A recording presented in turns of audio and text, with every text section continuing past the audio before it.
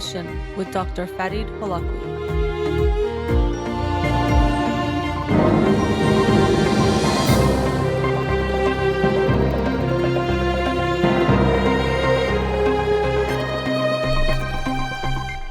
Good afternoon. Welcome to In Session. I'm your host, Dr. Farid Holakouee, and I'll be with you for the next 2 hours here on Radio Hamra. Studio number to call in, 310-441-0555. I'm a licensed clinical psychologist, so you can call in with any questions related to clinical psychology, including any emotional or psychological issues, parenting issues, and relationship issues as well. You can also follow me on Twitter or Instagram or like my page on Facebook to get updates on the show or suggest topics or books for the program, and the shows are uploaded at the end of each week to my SoundCloud page and podcast on Spotify and Apple Podcasts. Again, our studio number 310-441-0555. So I'm going to do the book of the week today because on Monday's show I had a very special guest, Katone Vahdani. I hope you tuned in. If you didn't, you can hear that podcast on my podcast, but she talked about her life story, which was quite inspiring and very moving, and also her book, Cat and Juju, which is a kid's book, but also she's working on a feature animated film with Netflix, which you should look out for. So a big thank you again to her, Katone Vahdani, for joining me on Monday night's show. So let's get to the books. The book of the week for this week that I'll talk about on next Monday's show is Rebel Talent by Francesca Gino. Rebel Talent, Why It Pays to Break the Rules at Work and in Life. And so, at the top of the show, I do say suggest topics or books for the program, and people very frequently do. And here I'm a little embarrassed to say that someone recommended this book to me, but I can't remember who. So if it was you, please, when I post this today or tomorrow, comment or message me, because when they had recommended the book a while ago, I tried to find it online and it was sold out, and then I found it again later, but I couldn't find in my messages who had recommended it. So thank you to whoever that was, but let me know if you are listening. Rebel Talent by Francesca Gino. I'll talk about it on Monday's show next week. The book of the week from last week that I'll talk about today is This Is Your Mind on Plants by Michael Pollan. And you might remember a few years ago I discussed his book, How to Change Your Mind. In that book, Michael Pollan was delving into the world of psychedelics, and even he tried or experienced, I think it was 3 of them, and shared his experiences, which were in some ways interesting, even funny at times. But there is a big movement in, I guess you can say, the world of psychedelic medications or plants being used in treatments for different disorders, from depression to even PTSD, issues between couples, and there is a rebranding, you could say, in the sense that not that someone's really branding it, but the image and the reputation has been changing from something that, because of what happened in the 60s and 70s, was looked at as something so negative and something we had to get rid of, to seeing that there could be some benefits. And like anything in life, especially anything that we ingest, it's about the setting, the dose, why you're taking it, so many other factors, but most things are not all good or all bad. And so in that book, it was specifically about psychedelic, not just plants, because it also included things like LSD, but this book included a psychedelic, so essentially it's 3 different sections. The first section is on opium, the second on caffeine, and the third is on mescaline, which can be found in peyote or the San Pedro cactus plant. And as he discusses, and even the title of the book itself, This Is Your Mind on Plants, it might remind some of you people who were around in the, I think it was the 80s in the United States, there was this anti-drug commercial that would show an egg and say, this is your brain, and then they would start they would crack the egg and fry it in the frying pan, and then when it's, frying and bubbling and all that, they'd say, this is your brain on drugs. Any questions? And so I do have questions. I don't know if drugs make your brain more tasty, but whatever the reason is that they did that was basically to say it's going to mess your brain up completely. And so when we look at these 3 different plants, it does beg the question of, well, what makes something a drug? And in that sense, what makes something bad? when we talk about drugs, because we have this connotation that certain things are drugs and they're all bad and we should avoid them.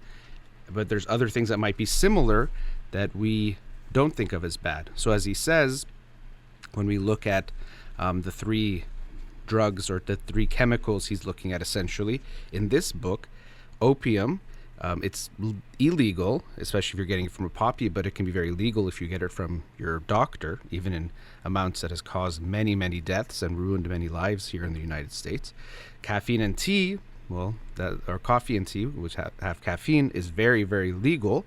And then mescaline, peyote, and San Pedro is actually the San Pedro cacti. That's illegal also, unless you're a member of the Native American tribe, because it's been included as part of their religious ceremonies, so they actually can legally have and take it. And so this, we might think it's very clear what makes something good and bad, what makes something a drug, but I thought about this myself even before I read this book, especially about coffee, because I've seen it in my own experience. If I haven't had coffee and it gets to later in the day, afternoon, I can see a difference in my mood, or even in the morning sometimes before I've had it and once I've had it.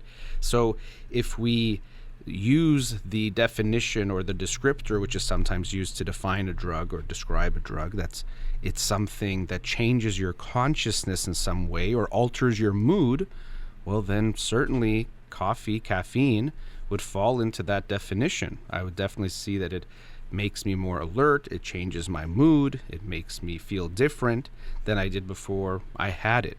So we can see that the line between drug and not drug is very, very blurry. Another one we tend to use, whether we realize it or not, is if it's legal or illegal, because those are the drugs, the bad ones, but these legal ones are okay. And so in my own lifetime, I've seen this interesting dynamic when you look at something like marijuana and alcohol, where alcohol was legal because I was not born in the Prohibition my whole life, and marijuana was illegal, and even still its legal status has some fuzziness because of state laws and federal laws. My friend Sina, who is a lawyer, he can explain that to me and to you much better than I can, but there still is some fuzziness there. But nonetheless, its legal status has definitely changed, and you also can see that people's public perception here in the United States definitely has changed about that, the more general public. There were some people that always were okay with it, but it's definitely become more okay. And so I work with a lot of families, and still, though, there is the sense that marijuana is this drug, but alcohol isn't. So I could be surprised, or it's puzzling to hear someone say, I'm so worried my kid is doing drugs, they're smoking marijuana, but they themselves drink lots of alcohol on a regular basis, and somehow that's okay. But marijuana, or as sometimes a Persian parent might say, he's smoking weeds. When they're doing that, somehow that's something really, really bad and scary, and we have to, stop that. So it's not that I'm promoting smoking marijuana, especially in teenage years where it can have an effect on the brain, but nonetheless, the ways we make these distinctions, I think when we really recognize it and look at the full picture, we see that it's often arbitrary, that the way we draw these lines of drug, not drug, legal, illegal, is really not based on something very clean and obvious, and sometimes it's even comical. And so in the book, he talks about opium. That's the first one. And it's actually, he gives a preface about that section, but the article he shares is from the 90s. And so the 90s was when the war on drugs had already been a few decades in, but it was still very much in the strong force. And so there was this interesting dynamic where he likes to garden, and he's written lots of books about gardening and plants and food and things like that. And so he was a gardener and a writer back then as well. And he wanted to have poppies, and he did, in his garden. But there was this very strange changes in the law that were happening that were unclear. And he describes his exploration of trying to really get a handle of what the law was and if he could be in trouble for something or not.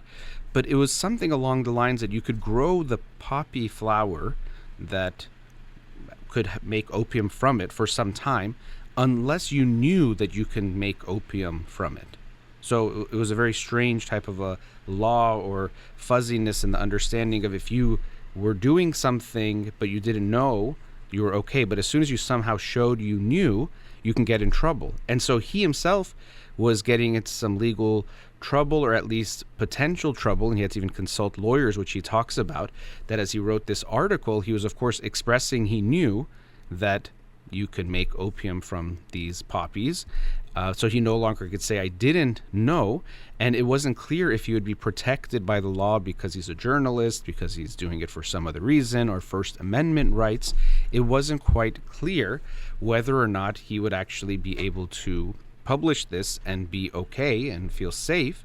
And so because of that, he actually had taken out a huge chunk of the article when he talks about actually making some poppy tea, which is essentially like having some opium, because he consulted with some lawyers, and even the lawyers, he talked to two different ones, and they gave him some conflicting answers. One saying that he would almost definitely be okay, even if he published this article saying that he grew the poppies in his garden and ingested them. Another one saying it's not so clear, you actually might be in trouble, and I think it was like up to $1 million fine, and he might have to go to jail. So he took out a big chunk of it, which he then included in the book now that the statute of limitations had run out, and he talked to more lawyers to make sure that he would be okay. And so it's interesting because, as he says, around that same time, now he can say this, he didn't know, but there was companies, and Purdue Pharma is this huge one, that was making and starting to make billions of dollars using opium, OxyContin and making other drugs like that they were basically legal to sell. But he, as a gardener, having some poppy flowers in his garden, could have been arrested, which really, again, it points to the absurdity of the laws that we have surrounding certain things like drugs, that you might think it makes sense. And even sometimes that's what people say, well, it's legal or it's illegal. And we know that throughout history, things that have been legal and illegal often have turned out to be hugely immoral and wrong. And so we don't want to use that as our indicator of what's right and wrong. It has some value, but shouldn't be our value or the ultimate value. And so it was a really sad thing to read as well, to hear him talking about his experience and the experiences of others who are just gardeners raising these plants in their garden, whereas companies were making billions of dollars off of it and ruining so many lives because they made it more potent. So it is something, when you talk about this is your brain and this is your brain on drugs, it's also this is our brain on how we think about drugs. And we have to realize that sometimes it's very misguided, the ways that we think we understand and we know something is good or bad, but those lines become much more blurry when you actually take a look at it and see, well, how is that okay for companies to make billions and know that this is addictive, while other people can get in trouble for that same thing? We've also seen things like that with marijuana and other things as well in this country. Now, after the break, I want to continue on the book because I just started the part on opium, but there's also the sections on caffeine and mescaline. Again, the book is This Is Your Mind on Plants by Michael Pollan. We'll be right back.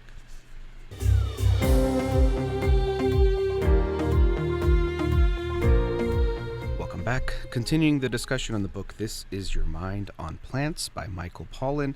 And so in the first section, as I mentioned, he discusses opium, which, as he found, he could somehow be able to get himself by raising these poppy flowers, but he also could get in trouble in a very unclear way if he showed that he knew that what he was growing could be used in that way. Now, so he actually eventually did drink tea from it, and he describes his experience in it and using it. And he also, as I should mention this, as much as he's saying the way we look at drugs can be really wrong and misguided, the war on drugs can be has been a spectacular failure by all accounts. He also acknowledges that drugs, of course, have caused a lot of pain and suffering. So it's one of those things that it's hard to tease apart in some ways in our minds, but there's a difference between drugs and drug addiction. Of course, you can't have drug addiction without drugs, but we really can't have a world without drugs. They really are even growing, and they are easy to make, so we can't just think that the goal is going to be, if we erase all drugs, we're going to have no problems. I think drug addiction is something very complicated and complex and involves lots of aspects of society, of individuals, of how we are as communities, as how we've gone away from our natural way of doing things as far as the sense of belonging and togetherness that we used to have in our ancestral environment, which our brains are adapted to.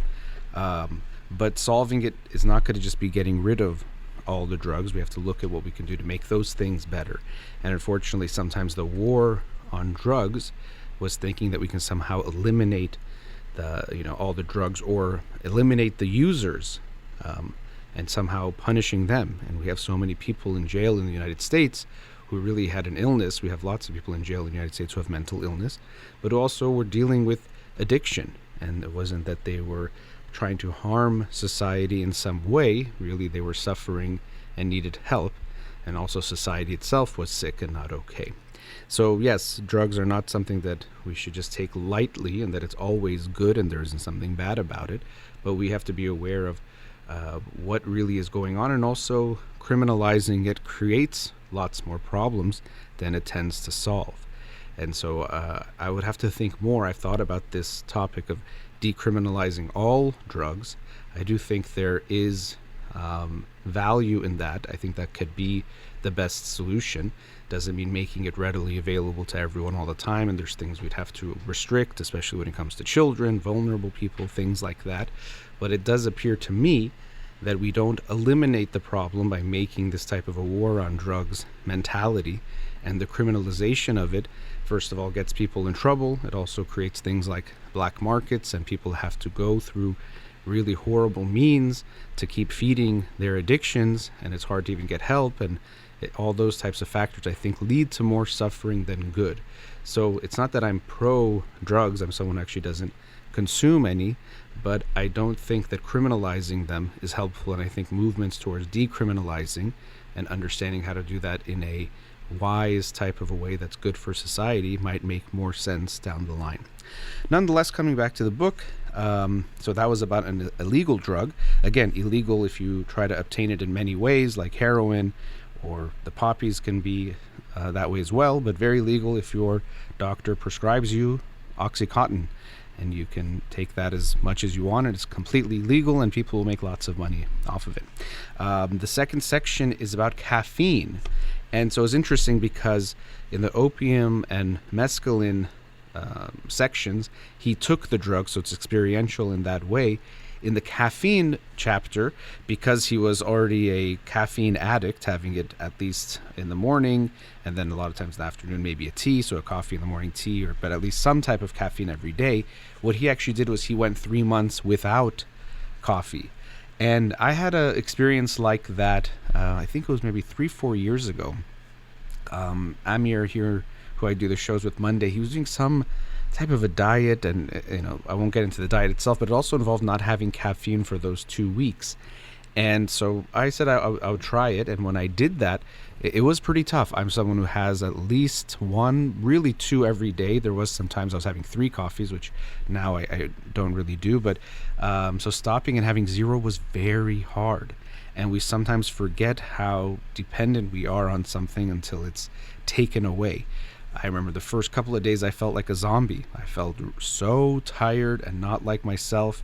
I remember I would sometimes see clients and then have like an hour break and just fall asleep on the couch because I couldn't keep myself awake.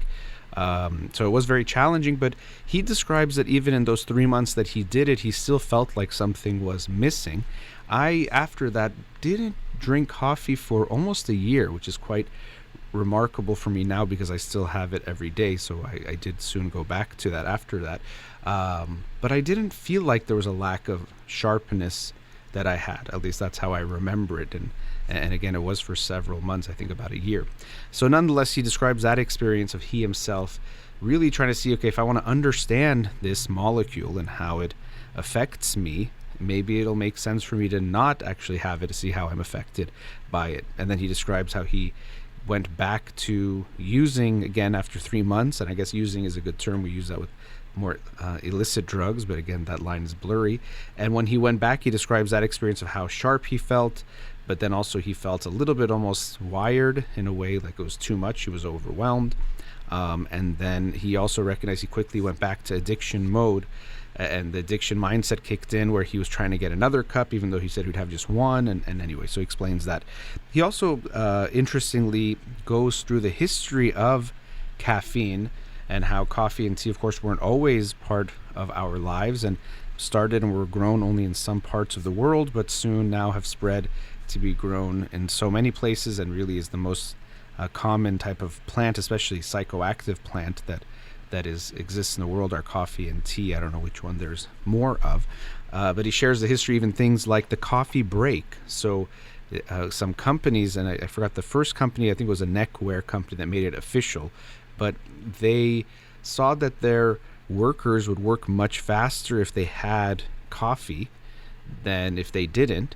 And so they instituted what became very commonly the coffee break, which is a paid break where you would drink coffee. I think initially they had to pay for their own coffee, but then it was provided for them. So they were paid for that time of work and also received the coffee. And it was good for the company because their workers had more energy, could work harder and faster and for more hours. And so it became part of the working culture. And so as he describes, we can see that the drugs that tend to become illegal alter consciousness, usually in some more, what might be dramatic ways, but also tend to be less beneficial for the functioning of a smooth society, or what we think society is looking for. So if there's a drug that makes you want to work harder, be more focused, have more energy, well, that's part of capitalist society that wants things to be that way. That fits really nicely. Why would we stop people from having coffee? But if or caffeine, but if there's a drug that makes people more reflective or want to check out or question things like psychedelics might do, well, then it might look like more of a threat, which when I get to that section, I can talk a bit about that as well. So it's interesting seeing how coffee had a different trajectory than other psychoactive plants. But even still, there were periods of time where people tried to ban or outlaw and have prohibitions on coffee.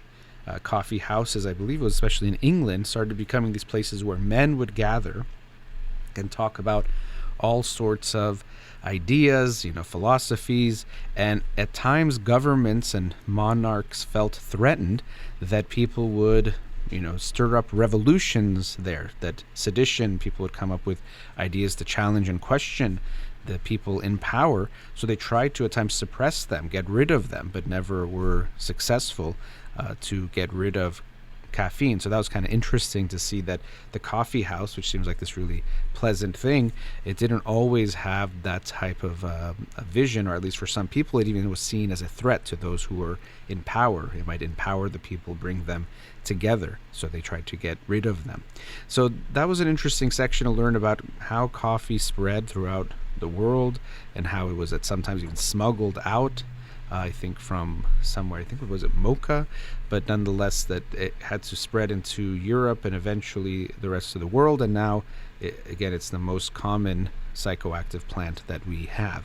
And reading about his experience not drinking it and then drinking it again, I definitely could relate to that, because I did go about a year and I did feel okay.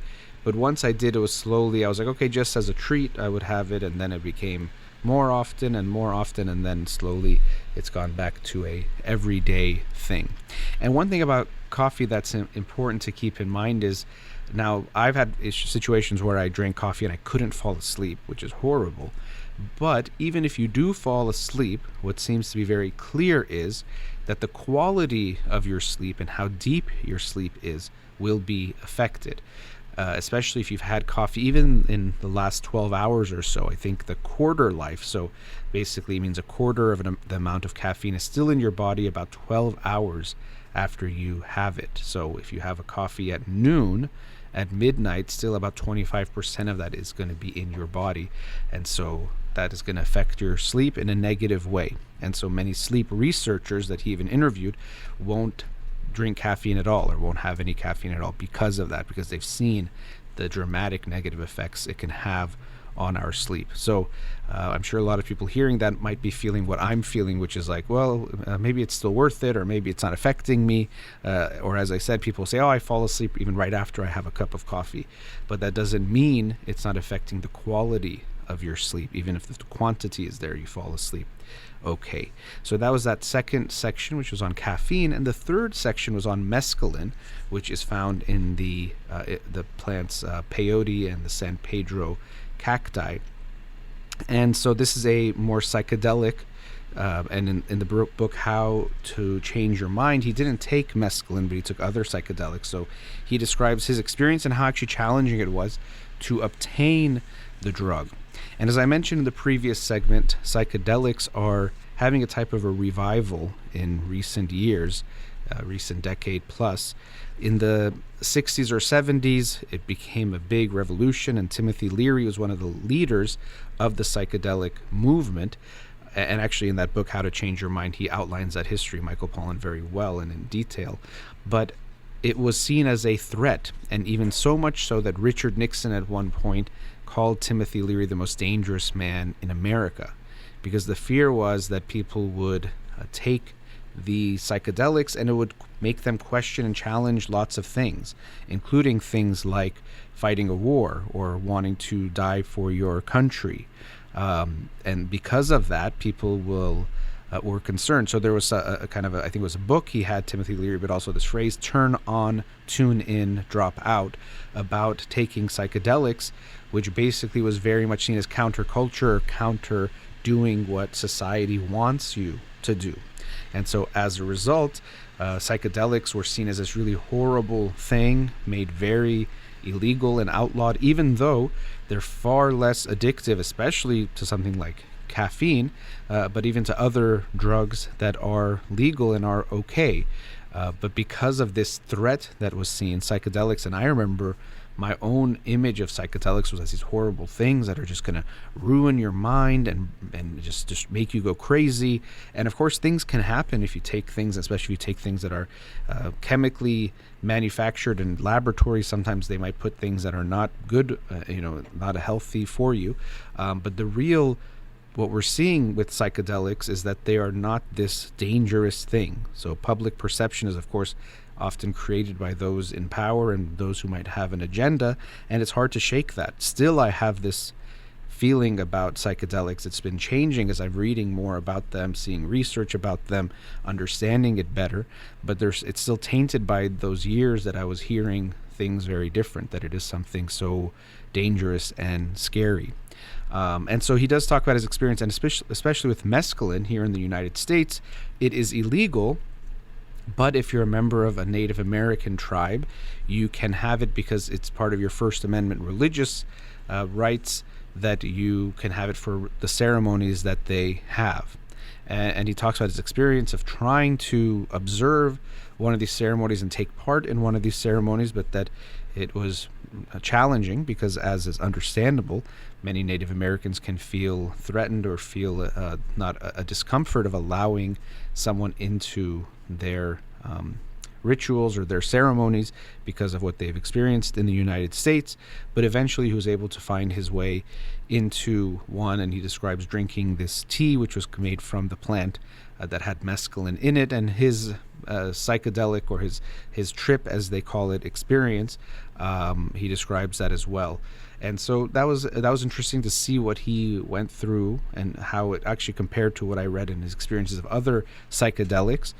But what people tend to experience often in many psychedelics is more connected to the world. And it's kind of an interesting thing because some of what might be happening is the self might dissolve a bit, in the sense that how strongly you see yourself as this entity separate from the rest of the world, not just people, but the whole universe.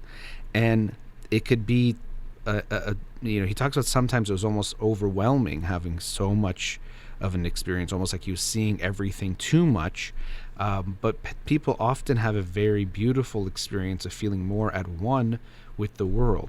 And what's interesting is we talk about psychedelics and you might think it makes you hallucinate or have delusions, but it's not clear that the way we see ourselves as so separate from the universe actually is the truth and is the reality.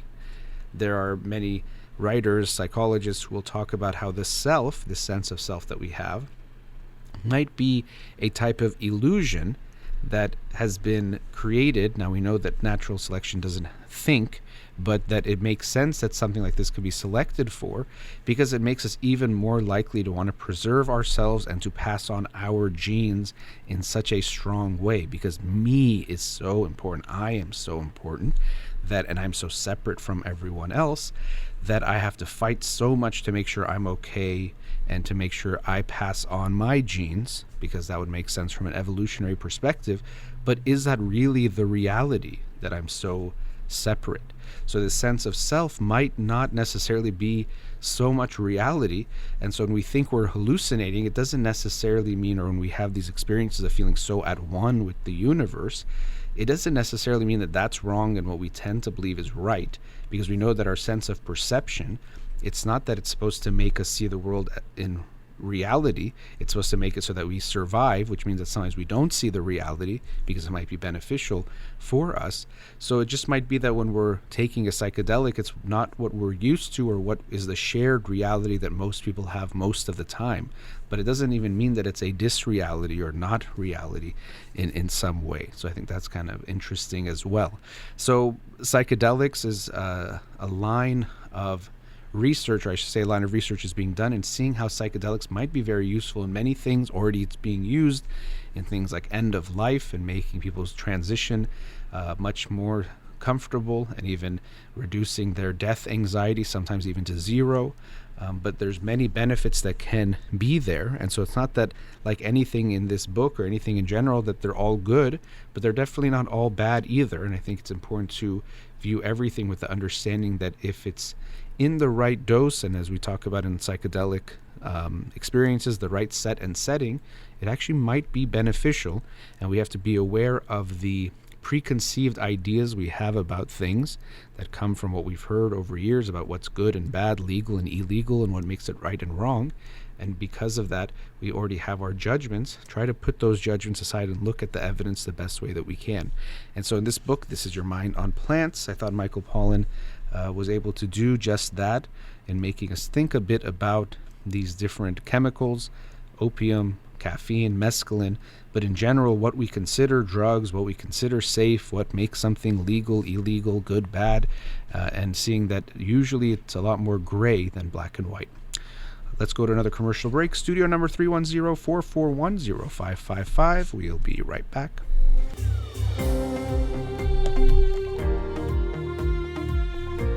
Welcome back. Studio number 310-441-0555. Let's go to a caller now. Radio Hamra, you're on the air. Hello? Hello, yes, thanks for calling. Okay, Dr. Holakouee? Yes. Farid Holakouee? How are you? Good, thank you. How are you? Okay. Murphy's Law. Right now the phone is ringing, so I don't know. I'm sorry. That's okay. I was just listening to your analogy of this book, Mm-hmm. and two things came to my mind. One was that, we all know caffeine and alcohol is not good for you. And of course, Mormons already don't have any caffeine served in their schools, in their campus. But when you say in Utah. when you say caffeine is not good for you, what do you? I mean, it's not necessarily not good for you. Well, it's having side effects like that. You can't sleep properly. Yeah. It can have some, but also there's, and I didn't talk about this, but he mentions in the book antioxidants, and there's some things that have that are beneficial, and I think the amount you take and how you take it can have, should be looked at. But I wouldn't say that to say caffeine is bad. That was something I wanted to make a point of when I talked about the book. I wouldn't agree with that, to say it's just bad. Okay. I think it's bad because of the effects, but I just have 1 cup of coffee every morning, and that's it, and not more than that. Mm-hmm. So in moderation, everything's good to me. Mm-hmm. But I was thinking, the way it's advertised, like alcohol, that is definitely not good for you or not good for, and it comes from a plant. It comes from grapes or something. Well, alcohol is, I think it's fermenting. Yeah, the chemical process when something is fermented, which I don't completely understand, but I think you can make it from, most plants you can make it from. Even wood. You can make whiskey from wood, Mm-hmm. But it's not plant-oriented. I mean, in the end, it comes from plants. Yeah. Right? So I'm saying, some advertisements or the way it's in the society, it's portrayed. People think it's good for you or you're chic to do that, and it is sad that we're doing that to ourselves through propaganda. Yeah. And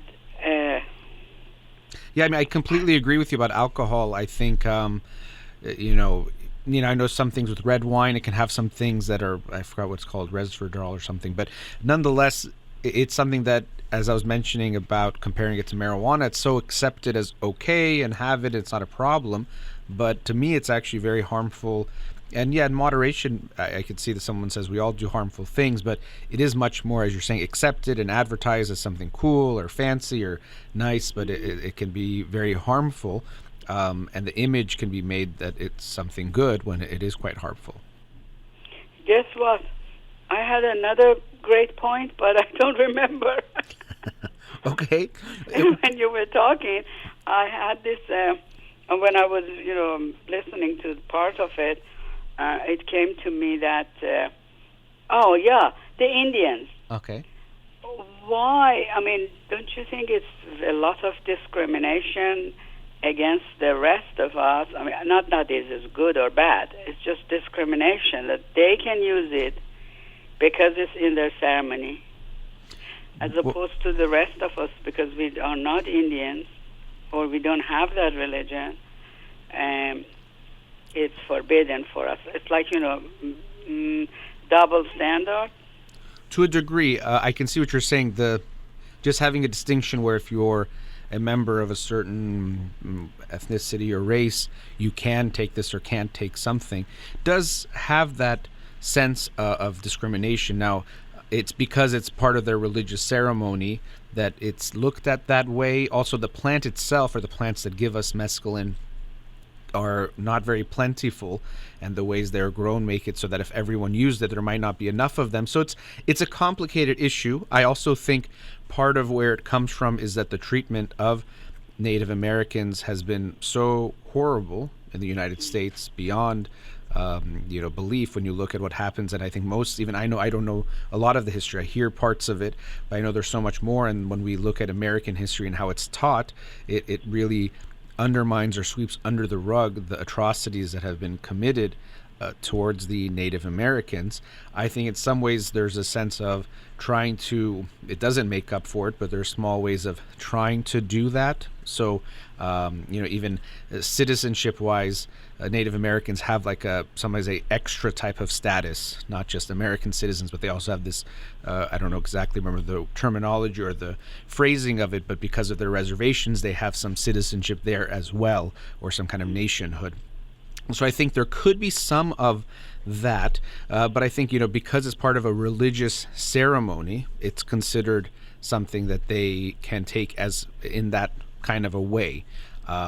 So it has some, I see what you're saying of the discrimination. I don't see it as something severe, but I think it more points to actually how harshly we have dealt with the American Indians, and also something that I don't think it needs to necessarily be outlawed, period. I don't think it's that we shouldn't allow for Native Americans to take it, but I think outlawing to the rest, it doesn't make sense, as long as we also make sure, because he talks about in the book, there are movements or organizations trying to preserve peyote or these types of cactus that they get these the compounds from, because they can be taken over and they could run out, which would not be good. Obviously, it could actually become an endangered species, and even some people are on board with that, some people aren't. But anyway, so there's also those factors as well, that if everyone could take it, there might not be enough for those Native Americans who are using it as part of their religious ceremonies and rituals.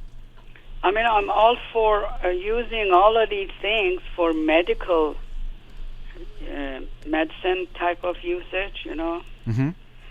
Pharmaceutical, but I don't think, we should not be, everybody should be treated equal, and there are a lot of discriminations everywhere.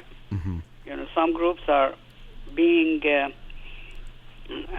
treated differently. So that part we should change. But I didn't mean to like take away whatever we gave them, but it is not maybe safe practice either. So all of these things came to my mind. I wanted to share with you. And you're not on Instagram anymore, are you?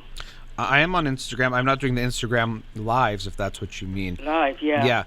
Yeah. Partially it's because in the studio it gets too hot, and so when I have the light in my face and those things, so it's more logistical issues that made me stop that. I might start again at some point. But something Clubhouse was good. We could back and forth talk about it. Yeah, that I discontinued. I might start again as well. But one thing I'll mention, you said it's good if it's in medicinal ways. That makes it more okay, and I get what you're saying, but in a lot of ways what we use as medicines are the same, and we think is maybe more controlled, but it necessarily isn't. So the way opium has been used in the pharmaceutical company completely legally, although now there's been some lawsuits and things that have happened for companies like Purdue Pharma. That's another point I was trying to make, is that being aware that we might think, well, if it's done by doctors or it's done by some legal way, that makes it okay, but often our laws are very off and not clear, and some of these drugs are not harmful the way they might be presented, like things like this mescaline. It really is not harmful, and the way it's used is not harmful, and we really want to be aware of that and the biases we might have based on things. I've always felt the same way too. Well, it's like, well, if it's pharmaceutical then it's good, but really that line I think is much more blurry when you take a closer look at it. Yeah, I'm just for one thing, which is morphine is good when cancer patients have a lot of pain in the end. Yeah, absolutely. Oh, absolutely. Can be used. I mean that's a thing. Those type of things, not right. Ordinarily. I mean, all the young people have access to it. No. Right, and that's the thing, is that the setting and the reasons and the intention.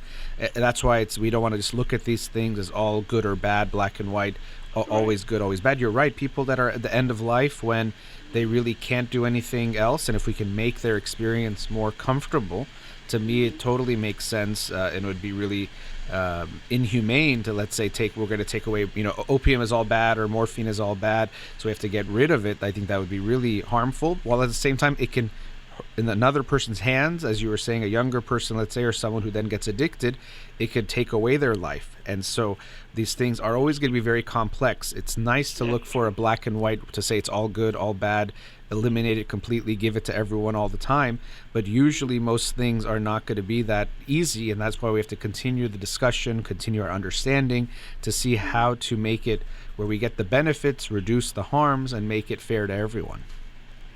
Thanks a lot, Dr. Farid Holakouee. Thank you. Nice speaking with you. Have a good day. Thank you. Bye. Bye. So we appreciate the caller bringing up her thoughts on the book and different things related to those issues. And these aren't simple answers. Things like, who should be allowed to take something or not? Should we make it completely legal, or should we make it difficult to obtain? These are not easy to answer. Another thing I will mention, looking at this from another side, sometimes people say, well, if something is from nature, if it's from plants, then it has to be okay. And I definitely don't agree with that either. There's something called the naturalistic fallacy when we do that if something's natural, it's okay. First of all, almost anything in excess is going to be unhealthy. And also some things that are made from nature are poisonous to us. It will kill you, even in small amounts. So there are some mushrooms, and mushrooms are getting a lot of attention now, that they can have some very healing properties and can be very helpful for us humans, and that's great, and I hope we continue to see what the benefits can be. But at the same time, there's some mushrooms you can take that can kill you in a small amount. So it's another area where we have to be careful not to say, because I hear people say, well, this is from nature, it's a plant, how could it be bad for us? And it's like, that doesn't make any sense. Yes, the earth gives us everything we need to survive, and we can definitely utilize that, and so many plants and things in nature are amazing and wonderful, but it doesn't mean just because it's coming from the earth it's not harmful, first of all, even at all, or in whatever dose. So we have to be careful about those arguments as well, which I've heard about things like, let's say, marijuana, which I do think had much worse of a reputation for most of my life than it actually deserves. But it doesn't mean, on the other hand, that just because it's a plant, it can't be bad for you no matter what, or at any time, or no matter how much of it you have. So we have to be conscious of those arguments. And I think this is the hard part about dealing with things in general, is we'd like to have easy, fast, and quick rules that we can apply to these things, when most things are much more complicated. We like to think we know, I know what's a drug and what's not a drug. Well, please explain it to me, because I think it's much more blurry than you think. I know what should be illegal or not legal, or I know how to make it so we don't get addicted to things. These things are very, very complicated. And if someone thinks it's so easy, it probably means they're not looking at the full complexity of the issue. Anything from the outside can seem simple. Addiction is actually a very clear one. Oh, just stop taking the substance. Well, it's much, much more complicated than that. What you're saying is easy for you. Probably there's something that's not easy for you that someone else can look at in the same way. And this is why we want to have that understanding that at times we might think something looks easy because we're not experiencing it, but we don't know what something is like until we experience it. Now, after the break, I actually want to talk about a documentary I saw last night called Roadrunner, on the life of Anthony Bourdain, which sadly does include addiction as well. But it was really a powerful documentary. I'd recommend it. Again, it's called Roadrunner, looking at his life and showing lots of footage of his life and interviewing people that knew him and worked with him and were close with him. So let me get into that after the break, but also still taking calls on the show, 310-441-0555. Let's go to a commercial break. We'll be right back.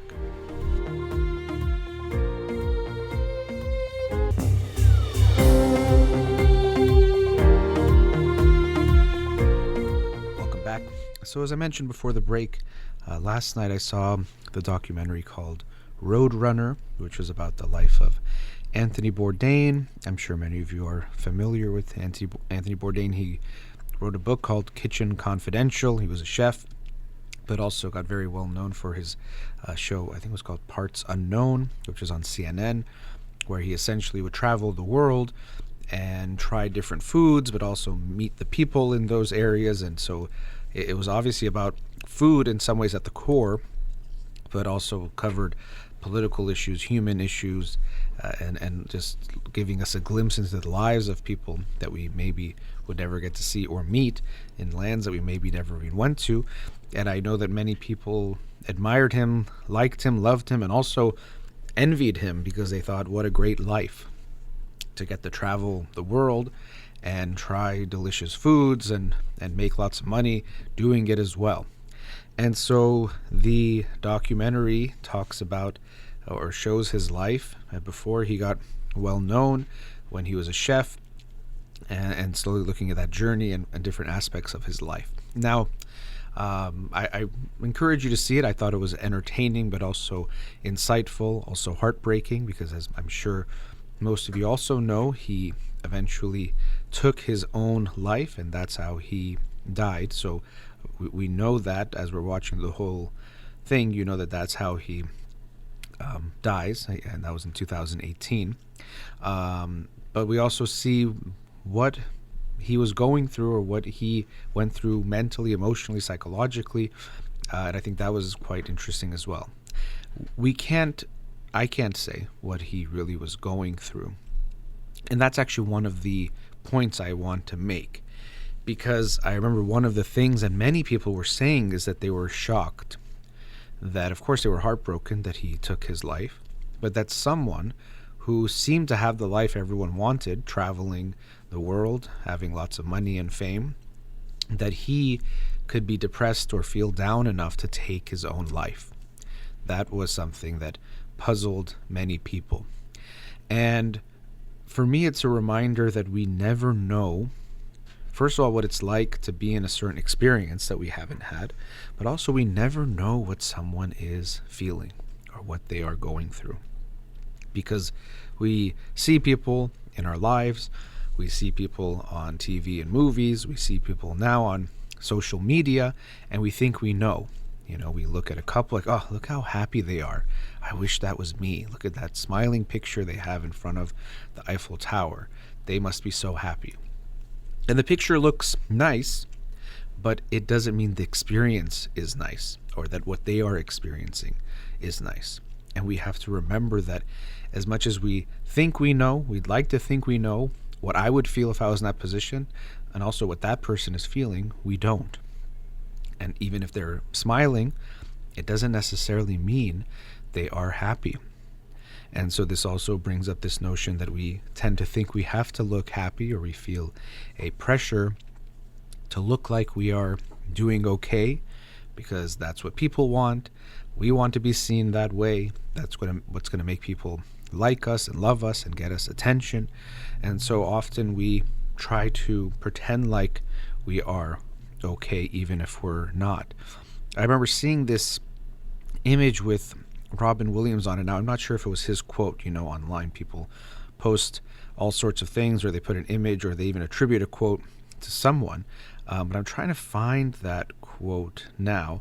But it's basically about depression and how oftentimes people think, well, what if someone is faking it? Here it is. It says, people don't fake depression. They fake being okay. People don't fake depression. They fake being okay. Remember that. Be kind. And so, although we might think people are exaggerating or they're playing victim, and people can do that, but more often than not, people pretend like they're okay when they are not, rather than people are pretending to be down. And so for me, that was a big theme that I felt throughout the movie. Now, one thing we also have to be wary of is when we know how something ends, we might see things very differently than we might have when we were actually experiencing it. So in watching it, I even caught myself many times saying, oh, see, you can see an anger there, or you can see this part of him that maybe was unhappy, which does seem to be true. But to think that you might have caught it in that same way, not knowing, is also something to be aware of. Often after there's something like a tragedy, like a mass shooting, let's say, they'll go back and look in social media or things the person said, and like, oh my gosh, how did we not know they were going to do this? And we do have to be better about that. Sometimes there are some warning signs, but sometimes the warning signs are not that clear. They're just much more clear in hindsight, something that we want to be aware of. That if you're looking at something and you think, I would have known if I was there, it's hard to know what you don't know, or it's hard to experience what it's like to not know what you know, the curse of knowledge as it's known.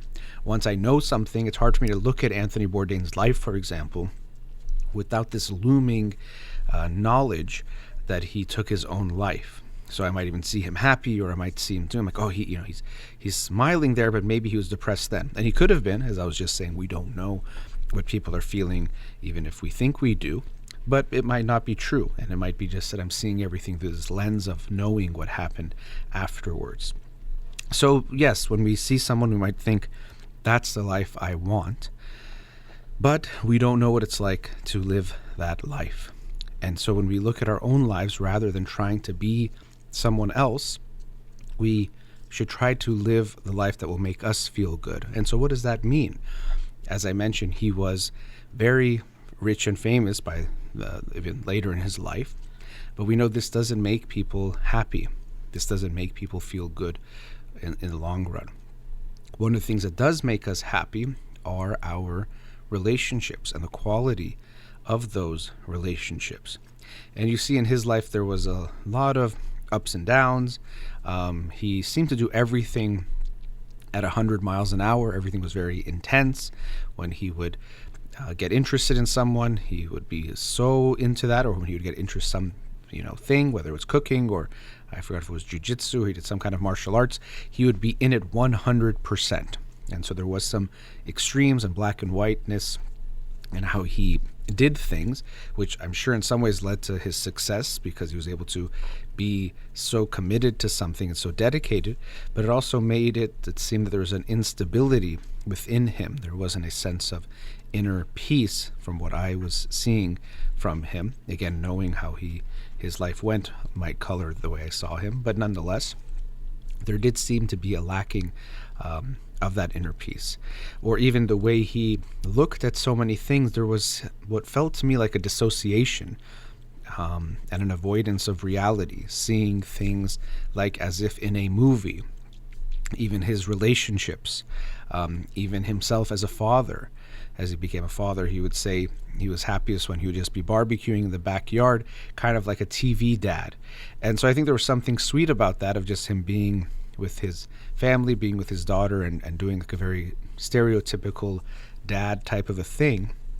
But it also did ring a bit of this sense of not being connected to his own experience, and even just not wanting to be where he was because there's something within him. Again, this sense of either a lack of inner peace, clearly this lack of enough self-love, which is heartbreaking to see in so many individuals, but especially individuals who can turn to addiction or who can experience depressions and different things. They can often feel that they are not loved or they're not lovable. And that's something I did feel with him as well. That even he, I think, saw himself as a character. Now we all can wear a mask in how we present ourselves to society, or we can say everyone does. It's just how thick or how much we are masking or how much we become something or someone else. And for him, I felt like this type of analogy of seeing the world as a movie, it was almost like he was himself a character as well. And so when that happens, if you do get all this love and attention for this character, and I don't say this to mean that he was phony or not genuine, but that he would maybe exaggerate some of it, or that he wasn't even conscious of what he was doing. It probably felt like he had to be this way. Again, these are a lot of my own interpretations based on what I just observed, but because it makes me think of things that we all go through, I'm sharing them today, so I can't say I know this for a fact about him at all. But it seemed almost that he felt that being loved by others, it wasn't that they were actually loving him. At some level, it might have been this persona or character. And this is something many famous people experience, that, well, people love me, but I'm being this, whatever it is, this character, this singer, this actor, coming off a certain way. I don't genuinely feel loved, so it doesn't actually make up for that lack of being loved and accepted. If I act like I think you want me to be and now you love me, well, at least I get that approval in the moment, or it feels nice, but deep down I'll still think you don't love the real me. If you actually saw who I was, you wouldn't love that. You wouldn't be okay with that. So I wonder if that was some of what he might have experienced too, that this love and attention he was getting didn't really fit into that whole of self-love and feeling lovable. Because of this, it just seemed like it just wouldn't be there. Another thing you see in his story, which you see in so many people, is that although he was rich and famous, he was unhappy. And so unfortunately, when we as a society think that we know what's going to make us happy, but we're wrong, it creates a lot of problems. So to begin with, most people think I want to be rich and famous. And most people obviously are not. And so when they're not, they feel like they failed. So of course that makes them feel really bad. I didn't make it, or I'm not good enough. They compare themselves to so many other people and they don't feel good. Now on the other hand, some people do become rich and famous, or rich or famous, and they might still not be happy because that's not the thing that's going to make them happy. But because we think this is what should make me feel good, if you don't, now you have this feeling that how bad am I? That even though I'm having the best thing, what everyone wants, what I thought I always wanted, I'm still not happy. That makes me even worse than I thought before I had this, because look how unhappy I am. What the heck else could I want in life? I'm rich, I'm famous, I have everything I could want, I go anywhere, people love me, they give me all this attention, and I still feel miserable. But it's because that recipe to being happy is the problem. It's not going to make you happy. So when we get there and we don't feel good, that makes us feel even worse than maybe even not having it at all. But realizing that what's going to make us happy is having those relationships, doing something in our life that feels meaningful, purposeful, that makes us feel good about ourselves. that we don't get happy because of the opinions of other people, that's not going to lead to our happiness. If we focus on those things, then we might become rich or famous or a bunch of other things, but that's more likely to make us feel good. Living a life driven by values, by purpose, that's what's more likely to lead to this good feeling that we're looking for, which to me isn't even happiness and this feeling good all the time, but more a sense of contentment with our life, feeling good about our life and also what we've done with it. What have I done with my time on this earth so far? I feel good about that when I look back. I don't have many regrets. Most of our regrets, sadly, are not about things that we did, but things we haven't done. But if we have a life where we don't feel those regrets, that then leads to this sense of well-being, of contentment, which to me is actually what we should focus our life on, rather than just this happiness of feeling good in the moment, which unfortunately is what most of us are seeking. And so, as I mentioned, the documentary was heartbreaking because you know how it's going to end, and you see how it affected those who were close to him, his loved ones, that they're crying. Some of them even, one of them in particular said, I don't talk about that, not wanting to talk about the suicide and what happened. And they were just so torn up about it, and that was very heartbreaking. And even some of them sharing that they wish they did more. And these things are tough because we obviously don't want to blame, and we don't know what would have happened or what they could have done. But I also don't like thinking of suicide as something inevitable. Sometimes we have that mindset that no matter what anybody did or what they did, it was going to happen. And I don't think that's true. I don't think it's easy to think we're just going to prevent all suicides and get to zero very quickly. But I do think that many suicides are preventable. And one of the things that helps make them prevented is if we aren't afraid to talk about it, which is why I don't mind, or I not even just don't mind, I'd like to use the word to make it less of a taboo. I appreciate Katone Vahdani on Monday night's show. She shared her own experiences of being suicidal and what that was like, and people sharing their stories makes it so it's easier for others to share it when it's not in their past, but it's in their present, and might make it easier for them to ask for help, to reach out to others, to see what they can do. But it's also a reminder to us that we have to be willing and okay to ask how someone is doing. First of all, as I said, we don't know how they're doing. You see them having fun, oh, they're so successful, or they're so this or that, or whatever it might be, but we really don't know what they are going through. Anthony Bourdain, I think, was actually shooting. They were showing parts of the show during that period. So he was doing what it seemed like he loved, and he, made him happy, or we thought made him happy. But we really don't know. So don't be afraid to ask someone how they're doing, not just in the, hey, how are you doing, that we say when we start a conversation, but a genuine trying to get deeper with them and make sure they are okay. When I talk about suicide, I always say if you ask someone if they're thinking of suicide or that's on their mind, it's either a yes or no, at least what they're going through. If it's a no, maybe they'll even laugh or be surprised that you thought they were in that state of mind when they weren't. But the really good part is, even if it is a no, now they do know that if they ever are feeling that way, they can come talk to you, that bridge is there. You can handle that conversation. And that is very, very valuable. And of course, if the answer is yes, you might be quite literally saving someone's life. So the notion that it's inevitable, that we can't do anything, sometimes it does get to that point where maybe there is no turning back. Even still, I would say that's very rare, and almost always something can be done. But very often, if someone did say something, it could have changed something. So it's not to say that people in Anthony Bourdain's life, we know they could have saved him, or I know this person or that person could have. We don't know. But it's a reminder to all of us that we should be bold when it comes to being supportive and loving of our friends and loved ones. And we should not be afraid to ask the questions that might be uncomfortable, but might quite literally save a life. That brings us to our next commercial break. We'll be right back.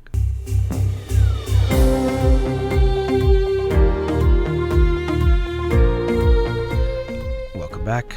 So in this segment, I wanted to talk about a psychological concept or construct which there probably is labels or names for it, but the way I'll talk about it is being self versus other focused.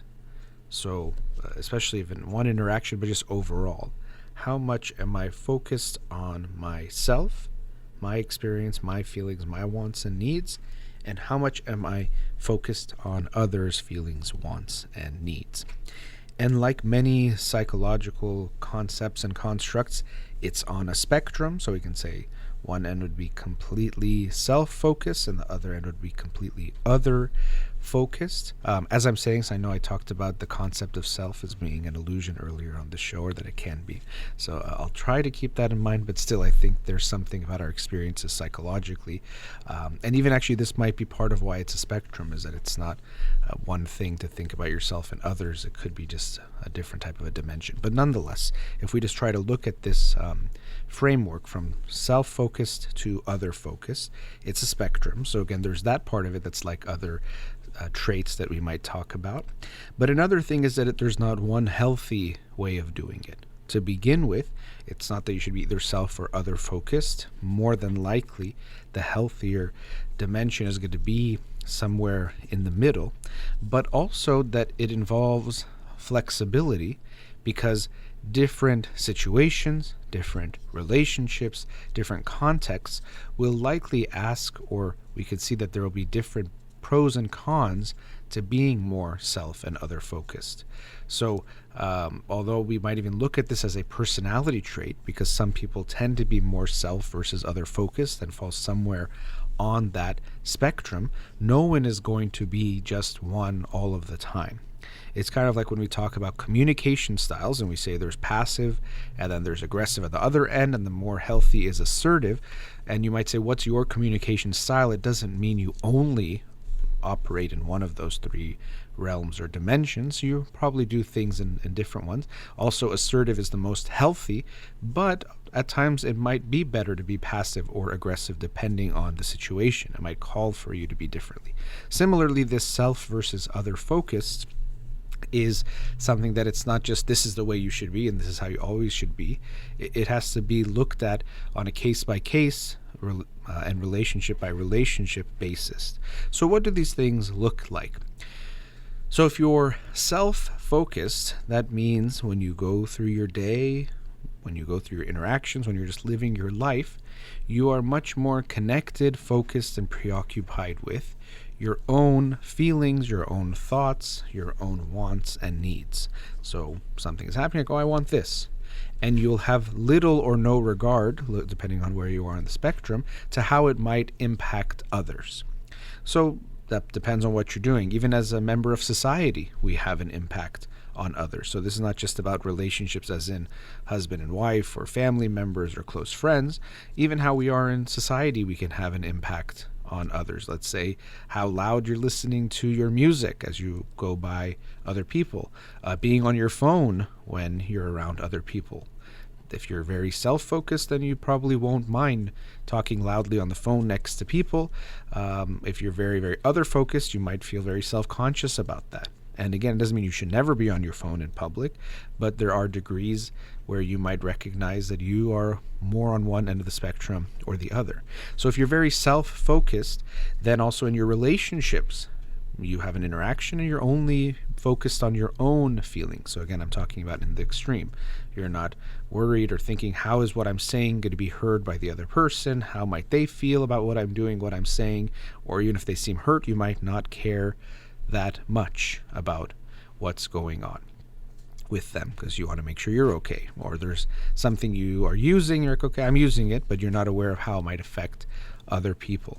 So then on the other end of the spectrum is other focused, which means that when you're interacting, you are almost completely detached from your own experience and you're only thinking about how others might be impacted. Oh, they might not like this, or oh, is this too loud, or am I going to make too much of an impact? You're having a conversation, and we could say one dynamic or one element of this would be very much a people pleaser, right? So you're only thinking, is the other person liking what I do or don't do, what I say, how I approach them, everything that I'm doing, is that pleasant to them?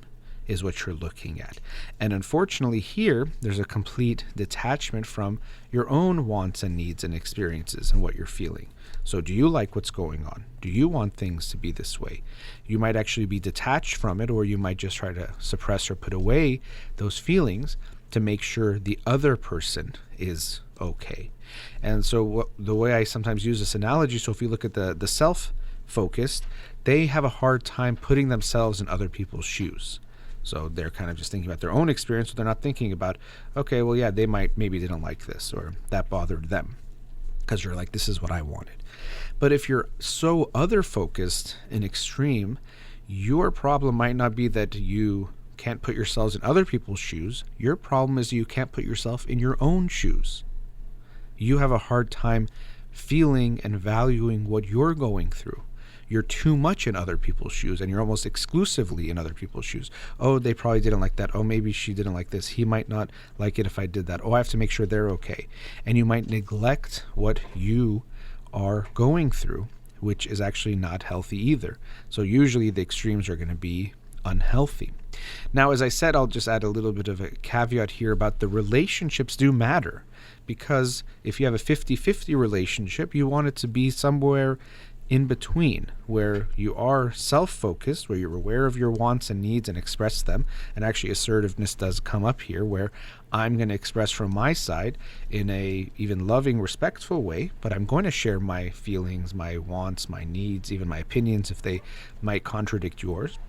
But I also do have an awareness of how it's going to impact you. So I will be mindful of even the words I might use that might be more harmful to you. I'm not going to stifle myself completely and not share my ideas, but I will be aware of what I'm saying and how it impacts you and what's going on and how I treat you and what's happening there. But if we look at, for example, a parent-child relationship, then as the parent, you have to be almost exclusively other-focused, especially if you're, let's say, dealing with a baby. You can't be thinking about, well, I want this or I want it to go this way.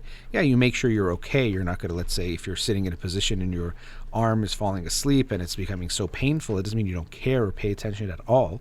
But we know that the dynamic is going to be much more skewed towards being other-focused on the baby. Is the baby okay? Without thinking that the baby is going to be thinking about you. They really can't. And what you're going through, you're just focused on making sure they are okay and what they're going through feels good to them. So that relationship should be completely other focused. But in general, when we have more equal relationships, we want it to be more balanced. And so it's something to ask yourself, where do I think I am on this spectrum? Do I tend to be, and as I said, it doesn't mean you're black and white always this way. So don't just say, oh, I did this yesterday or that happened. Really try to look at the pattern of your relationships, of your experiences. And you might even have to ask other people. We sometimes lack insight into ourselves, and you might think, let's say you're very other focused, but then the people around you, if you ask them, might make you see, oh, you know what, actually, I don't feel like you are, because you weren't very considerate. So consideration or being considerate would be one aspect of this dynamic. If you're not very considerate, that is more self-focused. If you're very considerate, it could be other focused. You might even be too considerate, where you're thinking too much about them. But so people might tell you you're not very considerate, or people might tell you, yeah, it's almost like you're apologetic about what you want or what you need, or we don't even know. So you might be too other focused. And people tend not to like either one of those extremes. If you are extremely self-focused, we might think that's obvious. Well, people won't like that because you could come off selfish. You might not be aware of how what you're doing affects the people around you. You might come off as not caring about how it affects them. You might want to make things always be your way, what makes you comfortable, what's your preference. And so people who are in relationships with you might be frustrated in that way. Now, we might think other focus seems like a great thing and people would want to be in relationship with you. So on one hand, it could be nice, that people pleaser side, making sure that people around you feel okay, being very agreeable, being very considerate. Those types of things might seem like very good things, and they can be. But when it's in that extreme and you're not expressing what you want or what you need or what you're going through, first of all, people relating to you will likely feel like something is missing because there won't be something to connect to. You're in some ways a shell of a real person. It's just always okay, always feeling good, whatever you want is fine, I have no opinion, I have no preference. And so because of that, it's like a ghost or a shell of a person, and there's not a lot to connect to. Also, people know that what you're saying of always being okay is not true, so now they have to doubt or not be sure of what you're feeling. So if you tell me you're always okay with whatever I suggest, I can't really know if you are, and now I have to actually do some extra steps of really thinking, okay, he or she told me they're okay, but they always say they're okay, so maybe they don't like this. So, I won't even do this thing because maybe they don't like it, but they're afraid to tell me. So if I think you're afraid or uncomfortable or don't want to tell me what you're feeling or what you want, I actually might even compensate. And also this will have to do with how self or other focused I am. So these are where these things start to interact with each other, our different characteristics and personality traits. But I might, if I am a little bit self-focused or a little bit other focused, I might actually not do something that you might be okay with, but because I'm not sure, it's not clear what you want or don't want, what you like or don't like. Also, when you tend to make it all about other people, you might initially be very good with this dynamic, comfortable with it, might even create it, but you tend to feel a resentment towards others because your needs are not getting met. Now, it's not the other people's faults because you're not telling them what your needs are, but you tend to blame them. Gosh, they keep doing the things I don't like. It's always about them. It's always what they want. But we have to recognize and take that responsibility that I might be creating this dynamic in my relationships, which you probably, if you unpack and look at your own childhood and see where it might come from, were you the person that had tried to make everything okay?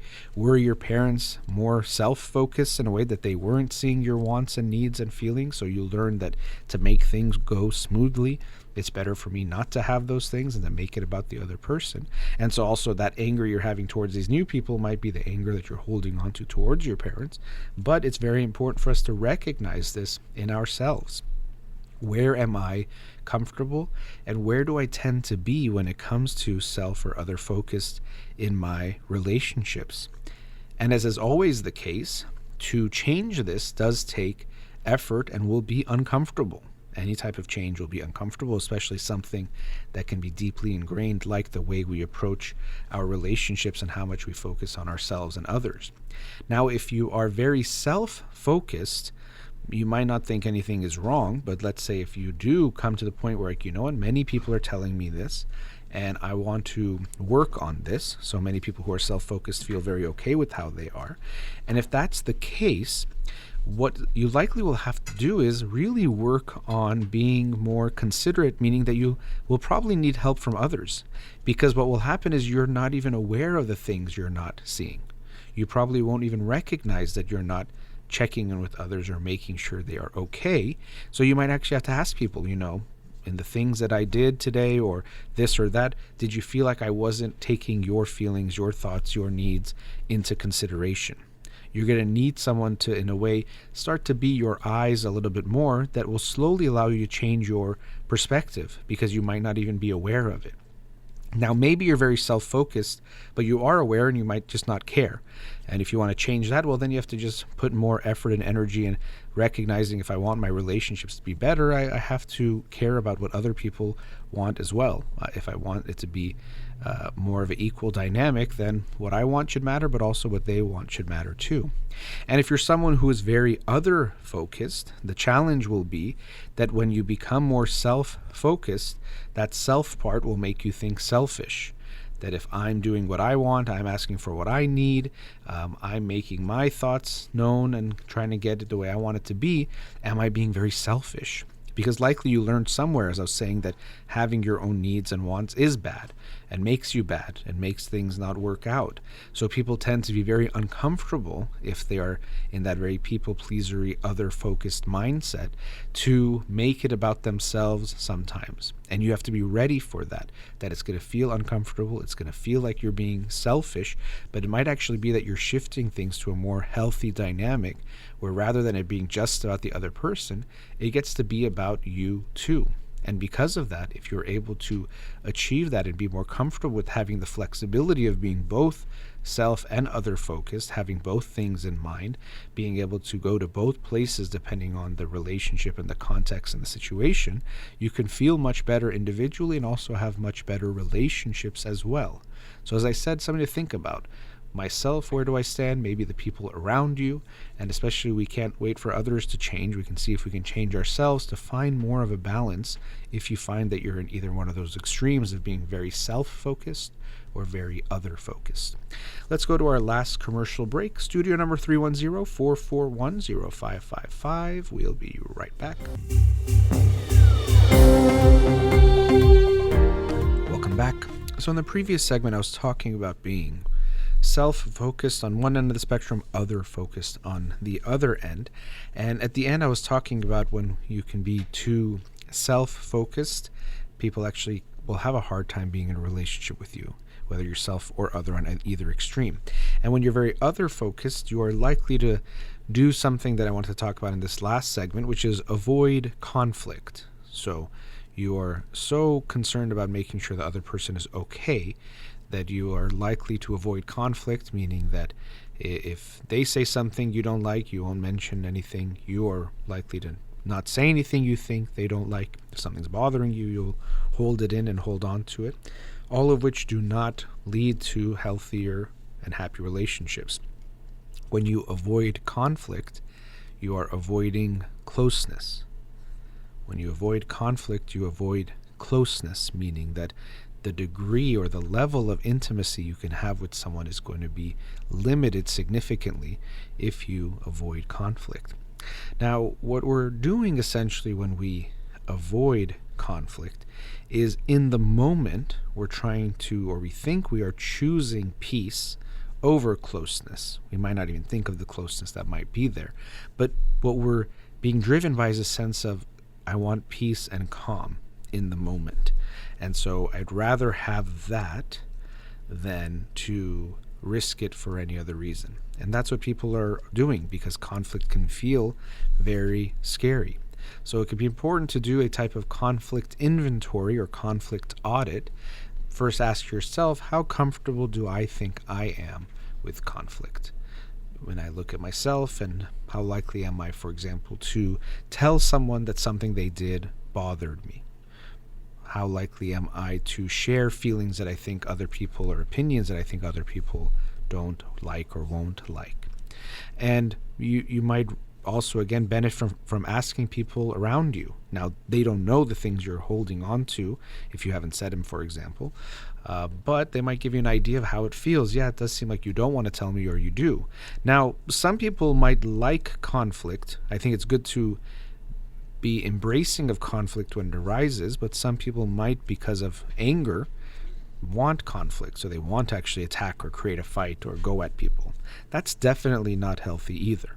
So that's just wanting to fight or hurt to put people down or to get out some anger, sometimes anger from someone else or from some other situation. That is not a healthy way of being okay with conflict. That's actually seeking it out or wanting it because of some other benefit, not actually for closeness. So that type of relationship with conflict is not healthy either. What we want to try to have is non-conflict avoidance, meaning that I'm not going to avoid it when it's there. I'm not going to seek it out, but I'm also not going to not have the conversation, not create what might turn into an argument because I just want things to be calm. Now, as I said, you want to do an audit. Look at your own family. How did they deal with conflict? My experience with most people is that it isn't a good experience. Most people aren't good with conflict, and so what you often find is some families have just a lot of conflict, but also a tendency I've noticed, especially not a lot of Iranian families, is to either completely avoid conflict or have ugly arguments. And they actually are very related, because the more I hold things in, because it's bad to have an argument, it's bad to have a fight, we shouldn't bring it up, we shouldn't, when I finally do, it probably means it's going to explode out of me and turn into something ugly and nasty. And so many people have this experience of conflicts from their family life or from their childhood, that it was something that didn't happen, you hold it in, and then it's something really, really ugly.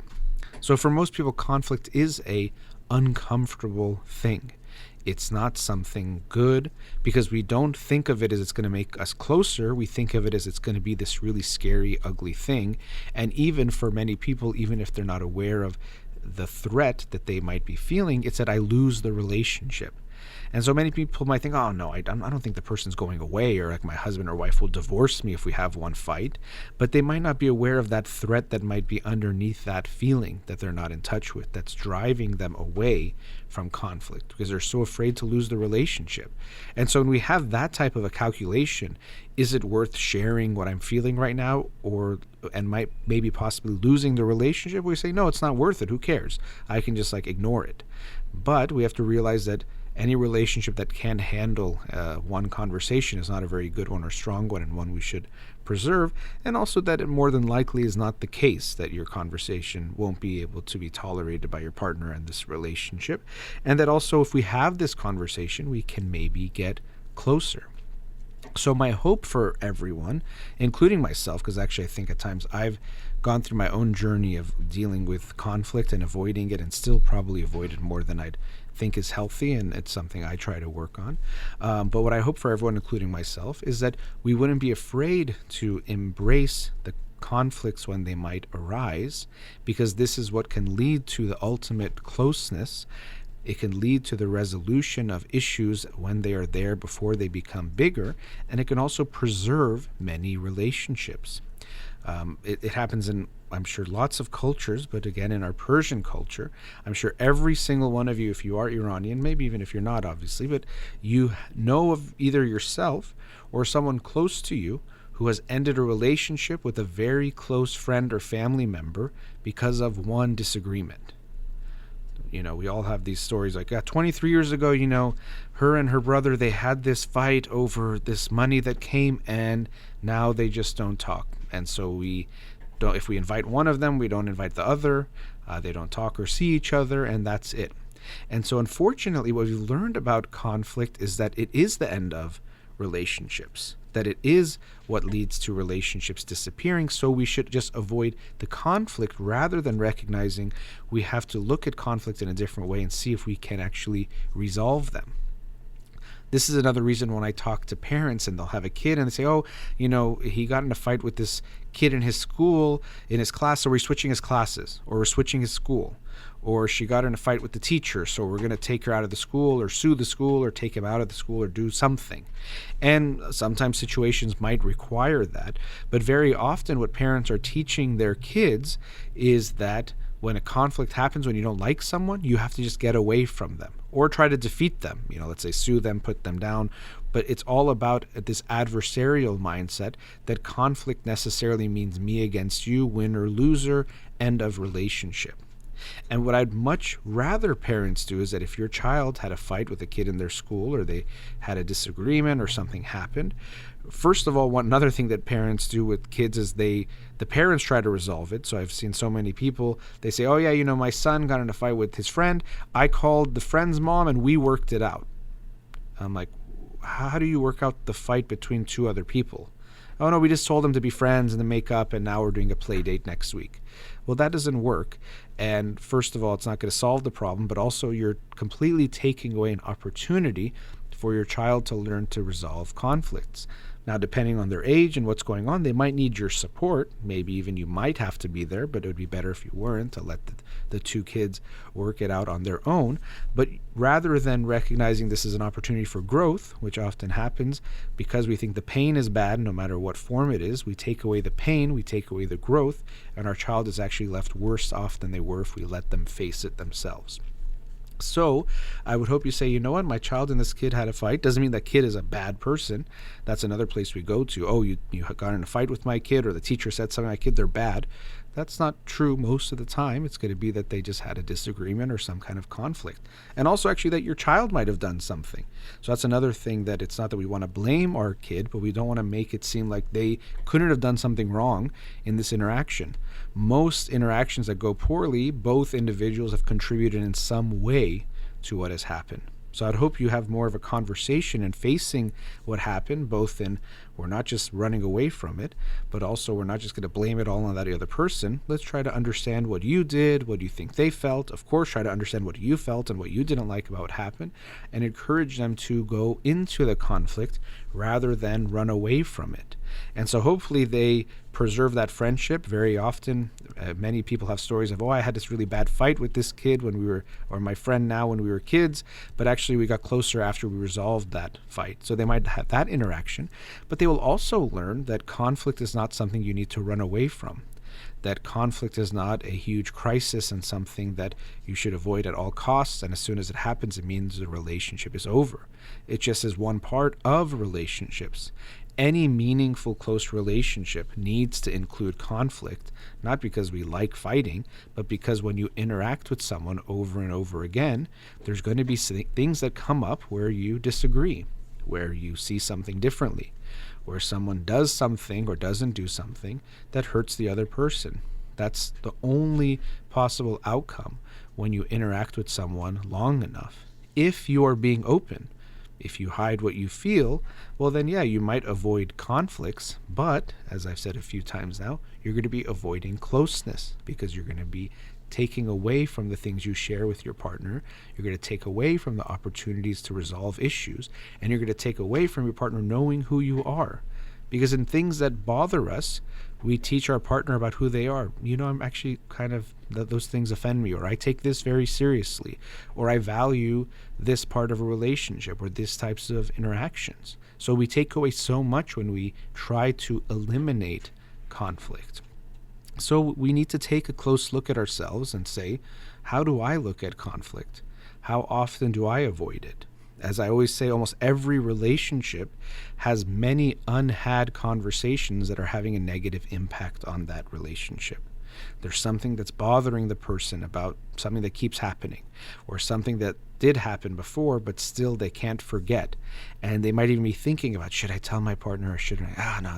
Why should I? It's so long ago, or it's not a big deal, or I can deal with it. And there are times that we're going to deal with things on our own, but our radars for most of us, because most people tend to be conflict avoidant, is to think, it's not a good time. Because it never feels good to have that kind of a conversation that could be awkward, that could lead to an argument, that maybe even gets to bad feelings. It doesn't feel good. It's bad feelings. They don't feel good. But growth almost always requires bad feelings. You want to get stronger, you got to push your muscles to the point where they hurt. You want to have a strong relationship, you got to push into the pain at times and have the conversations that don't feel good in the moment. So ask yourself, how conflict avoidant or conflict non-avoidant am I? And of course, as I mentioned, there is the other extreme of seeking out conflict just as an expression of anger, as a way of putting people down, of being aggressive, of hurting them, and that definitely is not healthy either. So you can be on that extreme as well, so you want to look at that. But we want to ask ourselves, how much am I avoiding conflict, or how much am I over going into conflict, or am I more non-avoidant of it? And also looking at your relationships, because at times a culture gets developed. Maybe someone feels like they're not that conflict avoidant, but because their partner is, they start to hold things in too. So a relationship has its own culture, and one of the aspects of that culture is going to be, how easy is it for us to bring things up? How comfortable do we feel bringing up what might turn into an uncomfortable conversation? How likely are we to have a talk about something or to not have those talks? And even having this kind of conversation requires some type of emotional intimacy, but I hope you will at least first think about it and will have that conversation with your partner. That we want to have the type of relationship where we don't hide and hold on to things, where we actually do share what we are feeling and going through, because we value that closeness. We want to keep our relationship strong and going. And we have to recognize that peace in the moment, it's like an immediate gratification that we're seeking, but it doesn't lead to a lasting peace and strength in the relationship. It just is a moment to moment, okay, avoided crisis in this moment, and now I'm going to try to avoid it again later. You won't actually feel at peace in the long run. We're trading a short-term peace for a longer-term sense of inner peace and peace within the relationship. That brings us to the end of today's show. As always, a big thank you to Ghazala here in the studio. You've been listening to In Session with Dr. Farid Holakouee. Have a wonderful day.